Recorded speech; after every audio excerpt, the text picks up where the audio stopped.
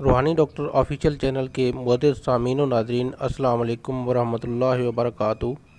آج آپ لوگوں کے لیے امام موسیٰ کاظم کے دربار سے آئے جنات کے ساتھ جو مکالمہ ہوا، اس کی ہم آخری جو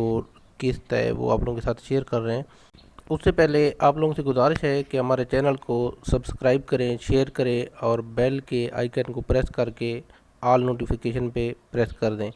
اس سے جو بھی آنے والی نئی معلومات ہوگی آپ لوگوں کو نوٹیفیکیشن سے آگاہ کر دیا جائے گا۔ اب چلتے ہیں اپنے ٹاپک کی طرف سے کہ امام موسیٰ کاظم کے دربار سے آئے جنات کو جو جن تھا، عازر نام تھا اس کا، ہم نے اس کو دعوت دی کہ آپ ہمارے ساتھ آئیں، ہمارے کمرے میں آئیں یا کوئی اپنی نشانی دیں۔ تو وہ کس طرح آیا یا آنے کی اس نے کوشش کی، اس کے بارے میں آپ لوگوں کو بتاتے چلیں، اور ساتھ یہ بھی بتائیں گے اسی آخری قسط میں کہ جو عیسائی جنات کا جو قبیلہ تھا اس کے ساتھ کیسے نمٹا گیا، ایسا کیا حل کیا گیا کہ بغیر طاقت لگائے، بغیر ان سے لڑائی کیے، بغیر کوئی عمل کیے ہم نے ان سے مقابلہ کیا اور ان کی طاقت سلب ہوئی، اور اللہ پاک نے میرا جو لیڈ مین تھا اس کو شفائے کاملہ عطا فرمائی۔ جی سامعین و ناظرین، پہلے آپ لوگوں کو بتاتے چلیں کہ عازر جو جن تھا اس کو میں نے کہا کہ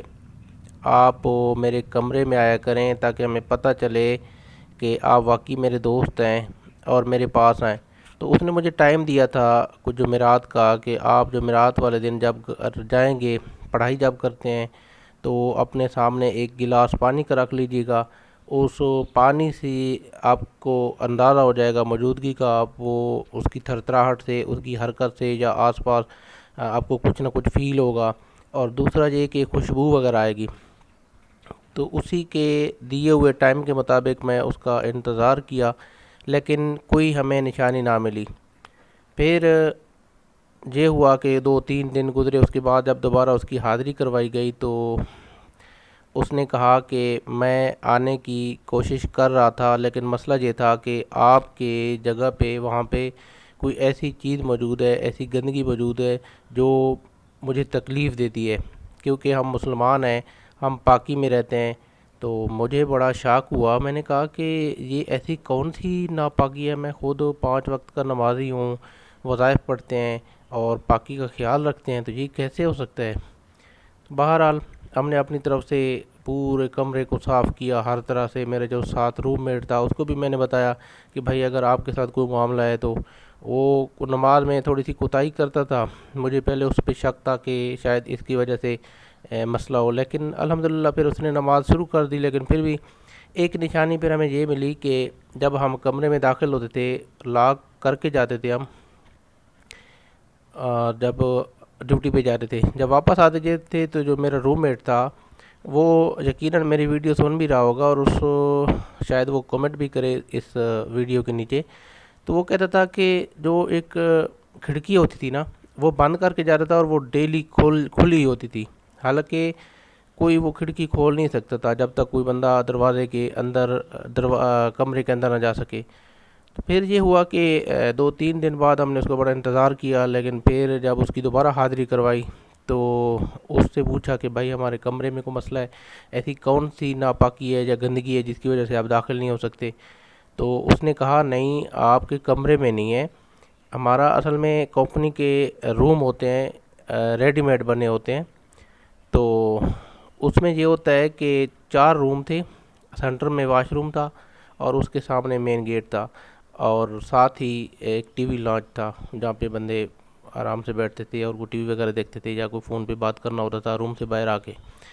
تو ہمارا جو سامنے والا روم تھا، ساتھ والا جو روم تھا وہ مسلمان رہتے تھے، اور ہمارا ساتھ میں کمرہ تھا، اور ہمارے جو اپوزٹ جو کمرے تھے، ایک میں مسلمان رہتے تھے اور ایک میں نیپالی رہتے تھے، اور وہ لوگ شراب پیتے تھے اور ناپاک رہتے تھے اور گندی ویڈیو یہ ساری چیزیں دیکھتے تھے۔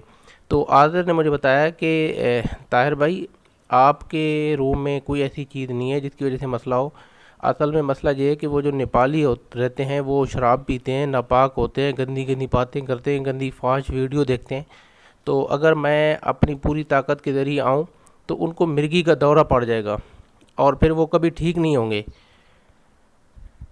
تو اس وجہ سے میں نہیں ہوا، کیونکہ ان کا نقصان ہو جاتا اور ان کو پتہ نہیں ہے ان چیزوں کا، تو میں اس وجہ سے نہیں آیا۔ تو میں نے کہا چلو ٹھیک ہے، اگر آپ کی وجہ سے کسی کو نقصان ہوتا ہے تو بے شک آپ نہ آئیں، لیکن چلو یہ علم میں اضافہ ہو گیا۔ تو انہوں نے یہ کہا کہ اگر آپ اصرار کریں گے تو میں آ جاؤں گا، لیکن آپ لوگ تماشا دیکھ لیں گے کہ ان کے ساتھ کیا ہوا۔ میں نے کہا چلو کوئی بات نہیں، اگر وہ مسلمان نہیں ہے لیکن چلو انسان تو ہیں، ایسا نہ ہو کہ ان کے ساتھ کوئی مسئلہ ہو جائے، وہ بھی پردیسی ہیں قطر میں، وہ بھی جاب کرنے آئے ہیں، پیسے کمانے آئے ہیں، گھر والوں کا سرکٹ انہی سے چل رہا ہے، تو آپ اس طرح کا کوئی کام نہ کریں۔ تو پھر اس ٹاپک کی طرف چلتے ہیں کہ جو کاظم حسین تھا اس کے نئی جگہ پہ جہاں پہ مکان بنا رہا تھا، وہ کیسے جنات کا، جو عیسائی جنات کا جو قبیلہ تھا، انتہائی طاقتور قبیلہ تھا، اس سے مقابلہ کرنے کے لیے مجھے عاذر جن نے منع کیا تھا کہ آپ ان سے مقابلہ نہ کرو، آپ ایک کام کرو کہ اگر آپ لوگ سنت رسول پہ عمل کرتے ہوئے چلیں گے تو آپ لوگوں کو بغیر طاقت لگائے بہت سارے فوائد حاصل ہو سکتے ہیں۔ تو میں نے اس سے پوچھا کہ آپ مجھے بتا دیں کوئی طریقہ ایسا کہ بغیر طاقت لگائے، بغیر کوئی ایسا کیے۔ تو انہوں نے کہا کہ وہاں پہ آپ لوگ خون کا صدقہ دیں، جس جگہ پہ مسئلہ ہے۔ میں نے کہا میرے بھائی بات سنیں، وہاں پہ اگر آپ کہیں کہ بھائی اونٹ ذبح کرو یا گائے ذبح کرو، تو یہ تو بیچارہ خود بیمار ہے اور پیسے لگا لگا کے یہ تھک چکا ہے، تو یہ کیسے کر سکتا ہے؟ کہتے ہیں نہیں، ایسی بات نہیں ہے، آپ ایک کام کریں کہ ایک مرغی لیں،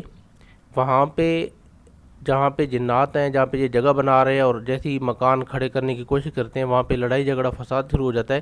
تو وہاں پہ جب جمعرات آئے گی، پہلے چاند کی جمعرات آئے گی، یا پہلے چاند کی پہلی جمعرات کو اگر نہیں کر سکتے تو 14 تاریخ سے پہلے پہلے جو بھی جمعرات آئے اس کے اندر اندر آپ نے وہاں پہ جا کے مرغی ذبح کرنی ہے، اور جب اس کا خون وہاں پہ گر جائے اور وہ خون پورا نکل جائے، اس کے بعد اپنی مرغی اٹھا کے کسی غریب بندے کو دے دینی ہے، وہ اس کھائیں گے اس کو۔ تو اس کے بعد اس نے کہا کہ یہ ہر مہینے اسی طرح کریں، انشاءاللہ ان کی طاقت ختم ہو جائے گی، اور صدقہ ہے بلا کو ٹالتا ہے، یہ احادیث سے بھی ثابت ہے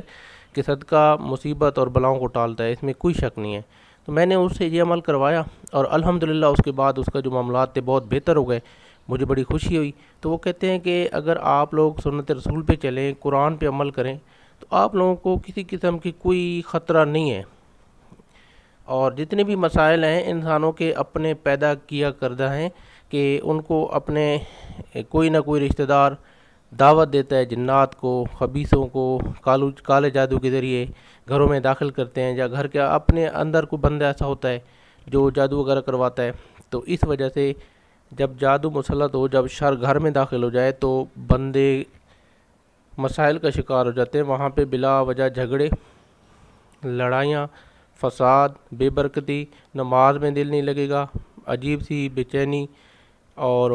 رزق میں تنگی ہو جائے گی۔ تو ظاہر ہے جب ایک شر آپ کے گھر میں داخل ہو جائے تو اس کا کام ہی یہی ہے کہ فساد کرنا، شر کے کام کرنا، نقصان پہنچانا، تو وہ آپ لوگوں کو اللہ سے دور کر دیتا ہے۔ لیکن جب آپ اپنے اسلام کے مطابق چلیں اور اپنے اسلام کے مطابق عمل کریں، احادیث کے مطابق سنت نبوی پہ چلیں، تو الحمدللہ کسی قسم کا کوئی مسئلہ نہیں ہوگا۔ تو ماشاءاللہ سے عاذر جن بڑا پیار کرتا تھا، اور بہت زیادہ وہ ایسی ایسی باتیں بھی اس نے بتائی تھیں جو ان کے لیے کافی ساری راز کی باتیں تھیں اور ہمارے لیے بھی تھی، اور انہوں نے مجھے منع کیا تھا کہ یہ بات آپ کسی سے شیئر نہ کریں، اس لیے میں اگر شیئر کی تو اس کو تکلیف ہوگی۔ میری دعا ہے کہ اللہ پاک سب کو اپنے حفظ و امان میں رکھے۔ آپ لوگوں کو بتاتے چلے کہ ہم ایک روحانی معالج ہیں اور اپنے حساب سے، اپنے طریقے سے کچھ اعمال کرتے ہیں، جس وجہ سے جادو جو ہے اللہ پاک کے فضل سے جڑ سے ختم ہو جاتا ہے۔ تو سب سے پہلے ہم مریض کی تشخیص کرتے ہیں اور اس کو بتاتے ہیں کہ یہ جادو کتنے سال پہلے کا ہے اور کس وجہ سے کیا گیا ہے، کون سی بات منوانے کے لیے کیا گیا ہے، یا انتقام لینے کے لیے کیا گیا ہے، یا رشتہ لینے کے لیے، یا دینے کے لیے، یا رشتہ باندھنے کے لیے کیا گیا ہے، یا رکاوٹ ڈالنے کے لیے کیا گیا ہے۔ کسی قسم کا کوئی مسئلہ ہوتا ہے تو کیونکہ جب تک اس کی تشخیص صحیح طرح سے نہ ہو تب تک معالج اس کا علاج نہیں کر سکتا، تو ہم پھر ان کو یہ بھی بتاتے ہیں کہ آپ کے اوپر کتنے جنات مسلط ہیں اور کون سے جنات ہیں، مسلمان ہیں، کافر ہیں، کون سے ہیں۔ اس طرح ساری معلومات مریض کو بتانے کے بعد جب مریض مطمئن ہوتا ہے اور علاج کے لیے اس کا ذہن بن جاتا ہے تو پھر اللہ پاک کے نام سے شروع کرتے ہیں اور اس کا علاج شروع کرتے ہیں، اور اللہ کے حکم سے 40 دن کے اندر اندر مریض کے ساتھ جتنا بھی بڑے سے بڑا مسئلہ ہو الحمدللہ وہ کلیئر ہو جاتا ہے۔ جزاک اللہ خیر۔ کسی نے بھی کوئی روحانی علاج کے سلسلے میں رابطہ کرنا ہے تو ضرور ہمارے دیے گئے واٹس ایپ نمبر پہ رابطہ کریں۔ جزاک اللہ خیر۔